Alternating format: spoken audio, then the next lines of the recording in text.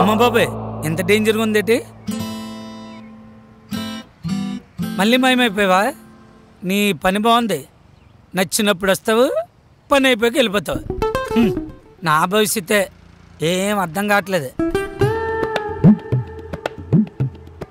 నీ భవిష్యత్ ఏమిటో ఎలా ఉండబోతుందో నేను చెప్తాను నాయనా. అబ్బా అంత బాగా చెప్తావా?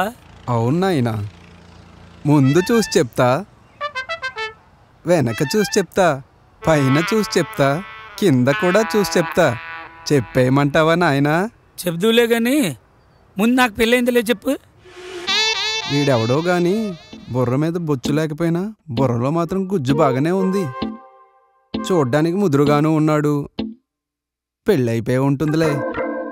నీకు పెళ్ళయింది నాయనా, ఒక సెటప్ కూడా ఉంది, దానికి నీ మీద మోజు కూడా ఉంది. నిజమేనా? నిజమే, తమరు చెప్పారు కదా.